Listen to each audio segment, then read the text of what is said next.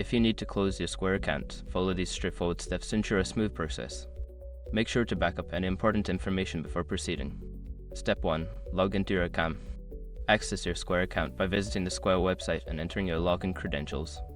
Ensure you are using the correct account associated with the services you wish to close. Step 2. Navigate to Account Settings. Once logged in, locate the Account Settings section. This is typically found in the menu or profile area of your dashboard. Click on it to access your account management options. Step 3. Find the Close Account option. In the Account Settings, look for an option related to closing or deactivating your account.